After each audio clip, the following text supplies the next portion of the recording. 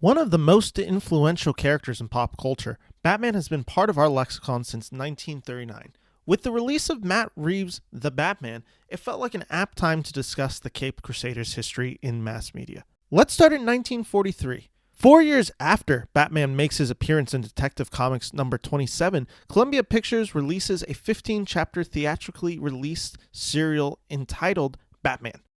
In this iteration, Lewis Wilson plays Batman, a secret U.S. agent. Batman attempts to defeat Dr. Dracula, a Japanese agent operating out of Gotham. This serial is significant for a few reasons. One, it is the first appearance of Batman outside the comics. And two, it models Batman after his appearance in the golden age of comics. Notice how similar Wilson's costume is to Batman's appearance in Detective Comics number 27. Emphasis is placed on the pointy ears and the cape, which resembles real bat wings. Yet, despite what the serial did so well, there are some natures which are hard to ignore. Tokyo. Since a wise government rounded up the shifty-eyed Japs, it has become virtually a ghost street. Holy racism, Batman! Moving to 1945, Batman made regular guest appearances on the radio show The Adventures of Superman. Here, 3 actors portrayed Batman: Matt Crowley, Stacey Harris, and Gary Merrill. These radio shows serve as a great transition point in Batman's history. It is a nice mix of the world's greatest detective noir vibes, inspired by radio shows such as The Shadow, and a healthy mix of the campy, cartoonish Batman era that would signify Adam West's turn as the Caped Crusader. Before jumping into Adam West, I wanted to briefly touch on a 1964 fan film entitled Batman Dracula. This fan film was shot in Long Island and features a wide array of abstract images and trippy visuals. Very few scenes of this iteration of Batman exist. DC Comics put an end to the showings and private screenings of it, so why do I even bother to bring it up? The reason I mention it is because this fan film was directed by none other than famed artist Andy Warhol. He shot this film entirely in his studio known as The Factory, and in this adaptation, American filmmaker and pioneer of underground cinema Jack Smith portrayed Batman and Dracula. While not much is known about this film, historians have speculated that Batman is portrayed in a comedic light, with many suggesting that Warhol's interpretation set the precedent for what would become with Adam West. The film features a score composed by the Velvet Underground and Nico, with the song The Nothing Song somehow being tied to this movie. And if you want to see footage and snippets of what remains of this film, you can find clips of it here on YouTube. I linked it in my description below. And now welcome to where Batman gets a little weird and funky. Welcome to the Adam West era. 2 years after Warhol's Batman Dracula, Adam West made his television debut as the crime fighter in the ABC show entitled Batman. Accompanied by the boy wonder played by Burt Ward, the show served to depict a zanier, funnier Batman. Comedic in tone, the show's visuals were bright and its color palette flashy. And while this may seem like a tonal departure, especially in today's standards, I think there is a lot to appreciate in Adam West's portrayal of the Caped Crusader. For one, the comedy is excellent. Moments of Batman struggling on where to get rid of a bomb, and Batman fighting off a shark, and Batman surfing with the Joker depict a goofier tendencies of the Batman archetype and the ridiculous nature of who Batman is, yet it never degrades Batman. While West may depict him for laughs, Batman is still capable of fighting crime and being a good detective. Another reason to love this show is it has probably the best design of a Batmobile. It's slick, it's iconic, and it's practical. It's the Batmobile that you could drive around in your neighborhood and not be noticed, probably because it's just a 1955 Lincoln. It's crazy looking back and seeing how long Adam West actually portrayed Batman. Not only did he have the 3 seasons of the television show, the 1 theatrically released movie, he also had appearances on the Milton Berry show as Batman, a season of the animated revival of the 1960s show called The New Adventures of Batman, an appearance on the cartoon Tarzan and the Super 7.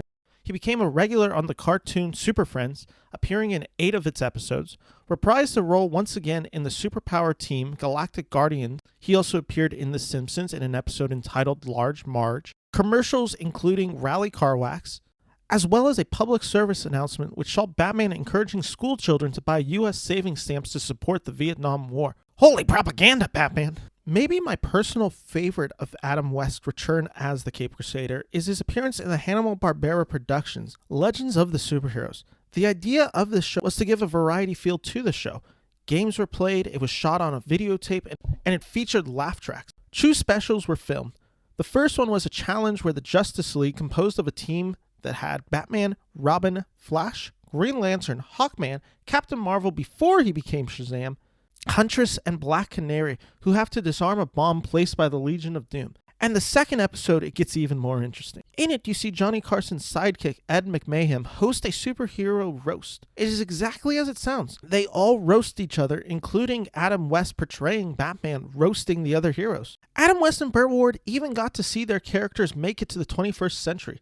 2016 saw the release of Batman: Return of the Caped Crusaders, an animated Warner Brothers animation film that kept the style, tone, and aesthetic of the 60s show. Well received by fans and critics, a sequel was made entitled Batman vs. Two-Face, which saw William Shatner voice Harvey Dent and features the last performance of Adam West, who died on June 9, 2017 at the age of 88. Batman vs. Two-Face released 4 months later in October 2017 to positive reviews from both fans and critics alike. Post Adam West's passing, Burt Ward even got to reprise his role as the Boy Wonder in 2019 in the Arrowverse crossover episode Crisis on Infinite Earths. And just one last thing to note before we move on from Adam West. The popularity of his portrayal as Batman inspired the creation of LPs released by MGM, which includes stories adapted from Batman comics. For fans of West and the radio productions, these LPs are a must-have. I was lucky enough to get my hands on the LP More Official Adventures of Batman and Robin, and it's really great. It's really amusing, it's well produced, and fans of these iterations of Batmans are sure to get a kick out of it, so if you can find it, check it out because it's well worth your time. Moving over to the 1970s and a majority of the 1980s, Batman's appearance in pop culture are limited. Batman does appear in the new Scooby-Doo movies produced by Hanna-Barbera and some educational shorts on Sesame Street. While he may not have been appearing frequently on television or movies, the character of Batman continued to evolve on the silver page between 1986 and 1988. During those 3 years, 4 of the most important comics are written that not only change how comics were viewed by the general public, but also shifted Batman into the modern age and brought him back to his noir roots. The first of these comic runs is Frank Miller's The Dark Knight Returns. Released between February to June of 1986, this 4-issue run told the story of a 55-year-old Bruce Wayne who returns from retirement to fight crime. Opposed by President Ronald Reagan, Superman is sent to arrest Batman, leading to one of the most iconic hero showdowns, which is later adapted by Zack Snyder in Batman v Superman. Written by Frank Miller post his beloved Daredevil 158 to 191 run, which, side note, if you haven't read those, check those out because those are some of the best comic books ever written. Miller infused his own sensibilities into the comic run. The Dark Knight Returns showcases Batman as a vigilante and depicts Gotham as a hellhole, seemingly the antithesis of Adam West's portrayal. And while I may have issues with The Dark Knight Returns, such as Miller's clear disdain for Superman, I cannot deny that the story is effective and shocking, worthy of its love within the Bat lexicon. 1 year later, Frank Miller returned to pen Batman, writing issues 404 through 407. This run would become known as Batman Year One, and it followed Batman in his first year as the Vigilante and his introduction to Detective James Gordon. His run helped define the dynamic between Gordon and Batman and grounded Gotham in its seediness due to its civil servants' corruption. Simultaneously, along with the release of Dark Knight Returns and Year One, DC also had another project that they were publishing at the same time. Alan Moore's Watchmen was a series written for an adult audience featuring sex, violence, and mass murder.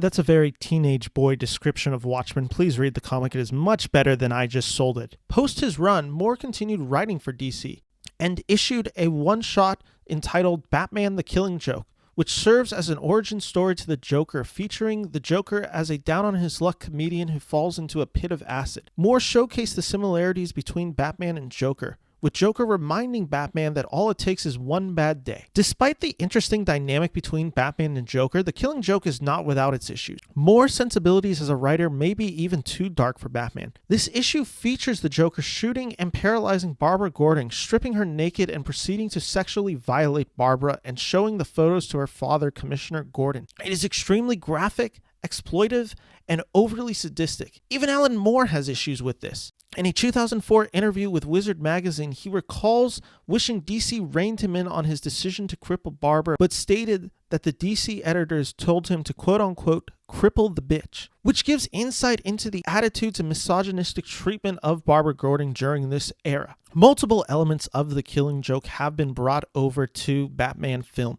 including Batman 1989, which sees Joker fall into a pit of acid, Joaquin Phoenix's Joker, which features Joker as a down-on-his-luck comedian, and of course the 2016 animated film Batman the Killing Joke, which serves as a straight adaptation of this graphic novel. Finally, the last of these four iconic runs is Jim Starlin's 426 through 429 run in 1988. Entitled A Death in the Family, the story depicts Jason Todd's Robin being killed by the Joker. Due to Jason Todd's unpopularity at the time, DC was trying to figure out a way to remove him from the comic runs. Terrible ideas floated around on how to kill off Jason Todd, including a comic promoting HIV and AIDS education, which would see Jason Todd killed off from the AIDS epidemic. Upon its release, A Death in the Family has been considered extremely controversial, definitely the most controversial of the four, with DC receiving backlash for killing such an iconic staple in comic book history despite his unpopularity. Yet what this storyline does well is it pushes the mythos of Batman in a darker direction.